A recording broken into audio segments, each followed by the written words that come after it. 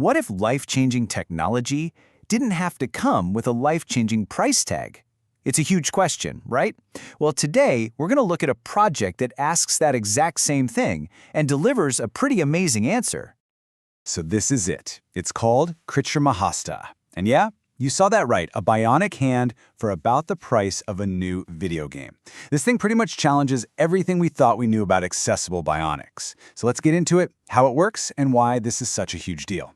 But before we can really appreciate the solution, we've got to wrap our heads around the sheer scale of the problem it's trying to solve. So check out this number, 40 million. That's how many amputees there are in the world, facing daily challenges. And this isn't just a statistic. It's a massive burden, especially in communities across South Asia, where getting your hands on advanced medical tech is, well, it's incredibly tough. And this is the reality for so many people. You're basically stuck between two extremes. On one side, you've got these incredible, advanced bionics that cost a fortune. I mean, tens of thousands of dollars, completely out of reach for most. On the other side, you have these old-school hooks. They're functional, sure, but they have super limited functionality and, let's be honest, can come with a heavy social stigma. There's just this massive, gaping hole in the middle for something better and affordable. And that's exactly where our story pivots. Let's talk about the incredible innovation designed to fill that gap. So here it is again, Krtrimahastah, and its mission is crystal clear.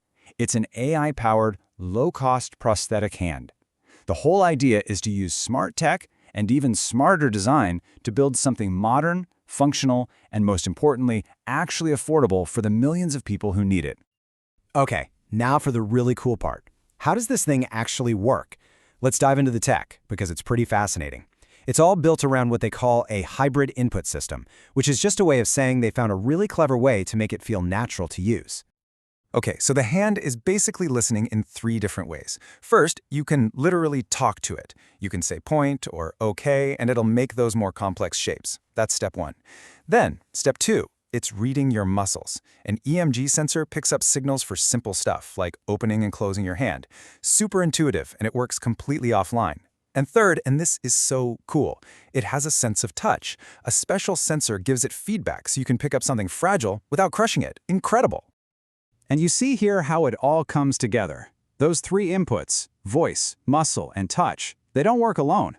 They all feed into a central processor, this little brain, to create one smooth, seamless experience. It's that constant feedback loop that makes the control feel so natural. It's just a really elegant system. So, let's pop the hood and see what's inside. The brain is an ESP32 microcontroller, a tiny but mighty chip that's super popular in the DIY world. The nerves are a MyAware muscle sensor. The muscles that actually move the fingers, simple little servo motors. And that touch comes from a force-sensing resistor. But maybe the most crucial part of all, the whole body, the entire structure, is 3D printed. And this right here is the secret sauce. You take cheap, easy-to-find electronics and combine them with a body that anyone with a 3D printer can make. That's the whole strategy. It absolutely slashes the cost and means that anyone, anywhere, can get their hands on the design. But you know, the innovation here isn't just about the hardware. It's bigger than that. It's about the entire philosophy behind it. Let's talk about the open source advantage. I mean, listen to this quote. Our design is fully open source, allowing for easy repairs and upgrades.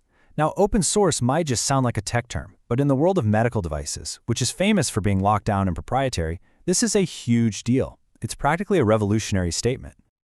So what does that actually mean for someone using this hand? Well, it means if a part breaks, you don't have to send it off for some crazy expensive repair. You can just 3D print a new one yourself. It also means that engineers and makers from all over the world can jump in and help improve the design.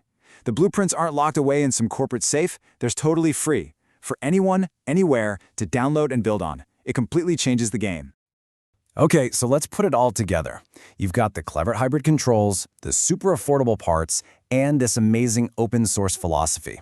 The big question is, what does that all add up to in the real world? Get ready for this. The total cost to build one of these advanced AI-powered bionic hands is under $100. I mean, just let that sink in for a second. Less than $100. A price point like that changes, well, it changes everything. We're talking about restoring someone's independence to do everyday things, like eat a meal or just hold a glass of water.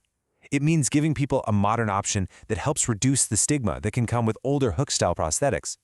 And because it's modular, you can just repair one little part, not replace the whole thing. It's even made with a biodegradable plastic.